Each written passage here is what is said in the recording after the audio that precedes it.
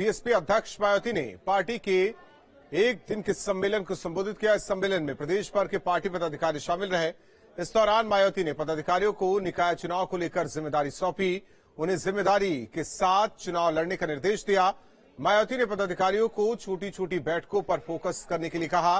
साथ ही विपक्षी दलों पर भी निशाना साधा।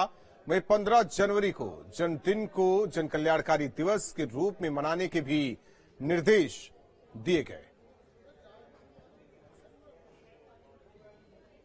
बहुजन समाज पार्टी के कार्यालय पर चल रही बैठक खत्म हो गई है। बैठक में बसपा प्रमुख मायावती ने अपने तमाम कार्यकर्ताओं को जीत का मंत्र दिया है निकाय के चुनाव को लेकर। बैठक सर हो गई आप लोग? हाँ, हो गई। निकाय चुनाव के लिए तैयार है? एकदम सब तैयार है। क्या कहा बहन जी निकाय चुनाव? इधर जी जान से लगना है, मेहनत से लगना है, परचम लहराना है। मुद्दे वही भारतीय जनता पार्टी के विकल्प के तौर पर। भारतीय जनता पार्टी क्या बीएसपी अपने आप में पार्टी है, उसमें सर्व समाज के लोग हैं, हर जगह है, जीतेंगे। आगे भी पीछे भी जिला पंचायत के चाहे चुनाव हो चाहे निकाय के, हमेशा बढ़िया परफॉर्मेंस रहा है बीएसपी का। इस बार भी आएगा। तो बसपा प्रमुख मायावती ने अपने कार्यकर्ताओं और पदाधिकारियों को साफ कर दिया है कि इस बार निकाय चुनाव में बहुत मजबूती के साथ पार्टी अपने सिंबल पर चुनाव लड़ेगी और जो पार्टी के कार्यकर्ता हैं, जो पदाधिकारी हैं, वो अपने क्षेत्र में जाएं। उन मुद्दों को लेकर जिस पर भारतीय जनता पार्टी फेल हो रही है उसको लेकर जनता के बीच में संवाद करें। उसके साथ ही चूंकि भारतीय जनता पार्टी का विकल्प कोई बन सकता है तो बहुजन समाज पार्टी बन सकता है। इसी संदेश के साथ उन्होंने आज कार्यकर्ताओं को अपने अपने क्षेत्रों में भेज दिया है। लखनऊ से वडली सुफिकान के साथ निखिल शर्मा, न्यूज स्टेट उत्तर प्रदेश। इमरान मसूद को बड़ी जिम्मेदारी दी गई है। इमरान मसूद 4 मंडलों के संयोजक बनाए गए। सहारनपुर, मेरठ, बरेली, मुरादाबाद मंडल की जिम्मेदारी बीएसपी नेता इमरान मसूद को दी गई है। उत्तराखंड के भी संयोजक बनाए गए। हाल ही में समाजवादी पार्टी छोड़ बीएसपी में शामिल हुए। निकाय लोकसभा चुनाव के मद्देनजर ये बड़ी जिम्मेदारी दी गई है। तो सहारनपुर, मेरठ, बरेली और मुरादाबाद मंडल की जिम्मेदारी मिली।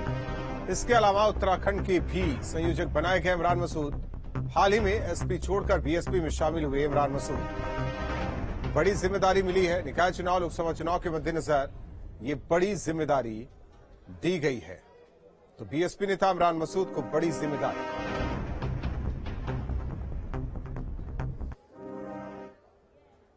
पीएम मोदी ने आज रोजगार मेले का शुभारंभ किया। इस अभियान के तहत 10 लाख युवाओं को सरकारी नौकरी दी जाएगी।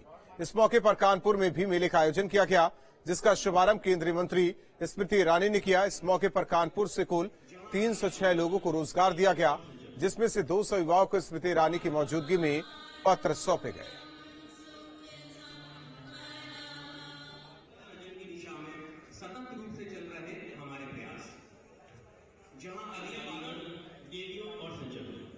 किसी की बेरोजगारी का ध्यान आता है तो उसके और उसके परिवार के ऊपर क्या परिस्थितियां होती है, क्या उसका विचार होता है, क्या उसकी सोच होती है, इसकी कल्पना वही कर सकता है जो उस नीचे से छोटी सी सीढ़ी से उठकर आज ऊंचाइयों के ऊपर पहुंचा हो, जिसने छोटी सी चाय की दुकान के माध्यम से रेलवे में चाय देकर प्रधानमंत्री के रूप में बैठे हो।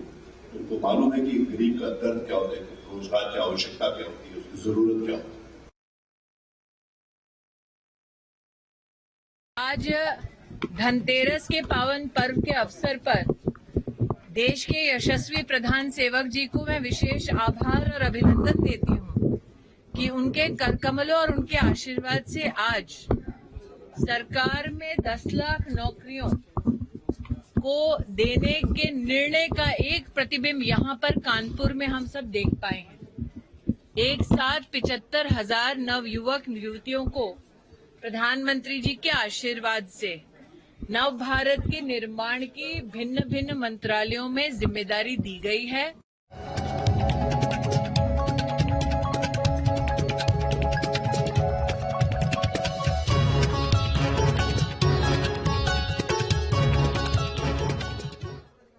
धनतेरस पर पिछले 2 साल से व्यापारियों को मायूसी ही मिल रही थी, लेकिन इस बार धनतेरस पर व्यापारियों के चेहरे खिले हुए हैं। 2 दिन धनतेरस रहने पर उनकी उम्मीदें बढ़ गई है। इस बार ग्राहक भी बाजार में खरीदारी करने में पीछे नहीं दिख रहे हैं।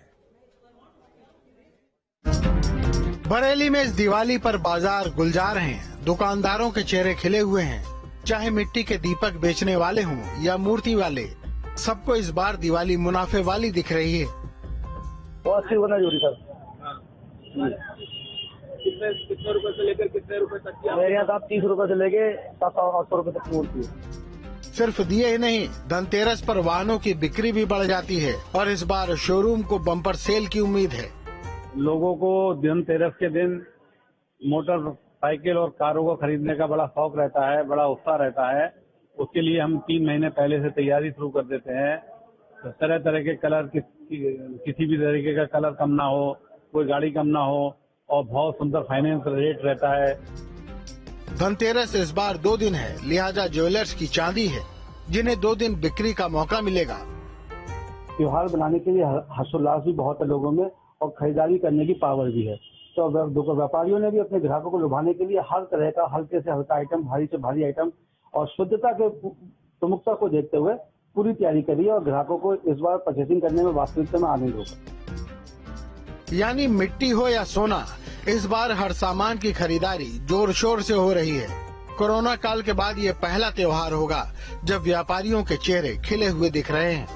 Team news state.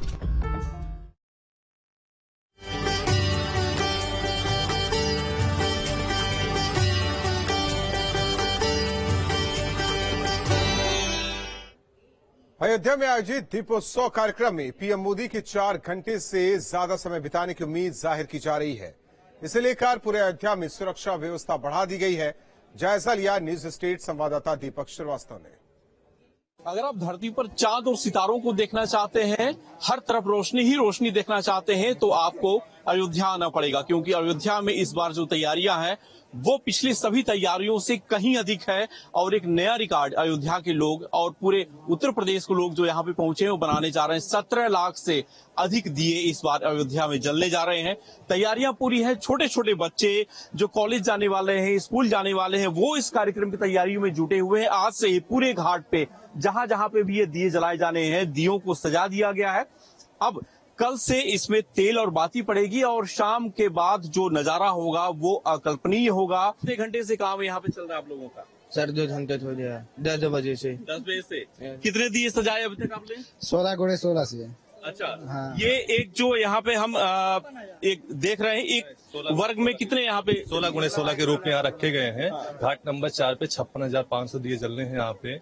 यहाँ पे पारती गर्ल्स महाविद्यालय के साथ साथ 3 विद्यालय और जुड़े गए हैं घाट नंबर 4 पे।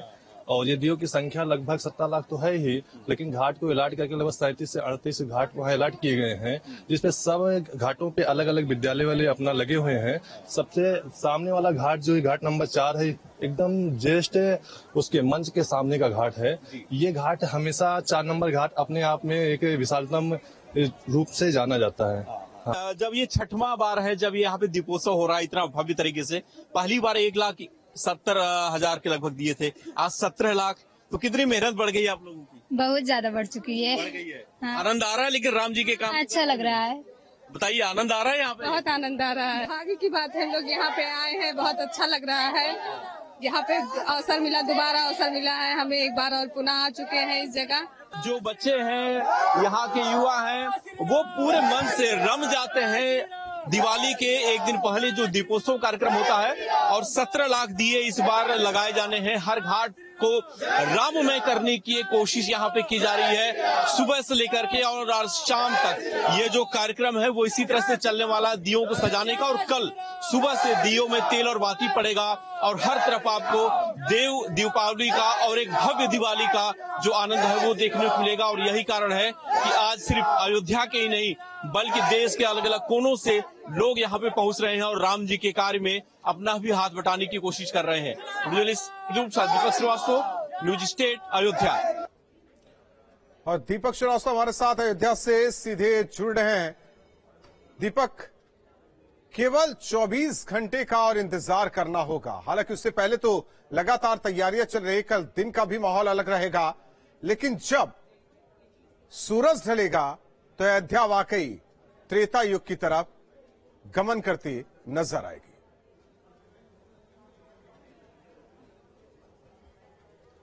देखिए राहुल, अगर भव्यता की बात करते हैं, दिव्यता की बात करते हैं, तो 6 साल पहले इसकी शुरुआत अयोध्या में हो गई थी, लेकिन इसमें 4 चांद लगाने का काम लगातार योगी आदित्यनाथ जो उत्तर प्रदेश के मुख्यमंत्री हैं वो कर रहे हैं। और कल का जो कार्यक्रम है वो अपने आप में अलग इस मायने में है, क्योंकि कल तो मुख्यमंत्री रहेंगे ही, देश के प्रधानमंत्री इस कार्यक्रम में पहली बार शामिल हो रहे हैं। ऐसे में अयोध्या वासियों के साथ साथ पूरे देश के जो लोग इस समय अयोध्या पहुंचे हुए हैं अपने श्री राम के राज्याभिषेक को देखने के लिए, उनके आगमन पर अयोध्या किस तरह से त्रेता युग में सजाई गई थी उस अयोध्या के दर्शन करने के लिए वो बेहद उत्साहित है। हम इस समय श्री राम कथा पार्क में हैं। कल लगभग 5:45 बजे प्रधानमंत्री नरेंद्र मोदी यहीं पर पहुंचेंगे और भगवान श्री राम, मां सीता, लक्ष्मण और हनुमान जी का जो राज्याभिषेक त्रेता युग में किया गया था उसी की पुनरावृत्ति एक तरीके से अगर कहे तो यहाँ पे करने की कोशिश की जाएगी। मंच यहाँ पे जो सामने दिख रहा है, मंच पे कलाकार रिहर्सल कर रहे हैं कि किस तरह से कल राज्याभिषेक का कार्यक्रम होगा। अधिकारियों के दौरे लगातार हो रहे हैं, कार्यक्रमों को लेकर के लगातार मॉनिटरिंग की जा रही है और ये कोशिश है कि आज रात तक सब कुछ फुल एंड फाइनल कर लिया जाए,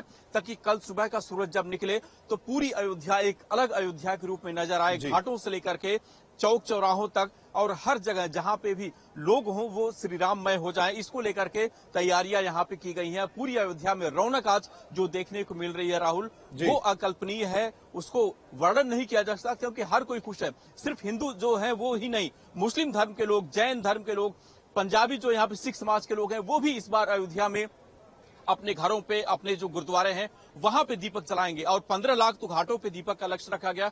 2 लाख से अधिक जो दीपक है अयोध्या में घरों में जलाए जाएंगे। और इस बार जो गैर सरकारी आंकड़ा है, माना जा रहा है कि लगभग 20 लाख से अधिक दीपक पूरे अयोध्या में घाट से लेकर के। दीपक, धन्यवाद। आगे भी आपसे जुड़ेंगे, बदलती अयोध्या की तस्वीर आपके जरिए दर्शकों तक पहुंचाएंगे। बहुत बहुत धन्यवाद दीपक, हमारे साथ जुड़ने के लिए। रुकने कुछ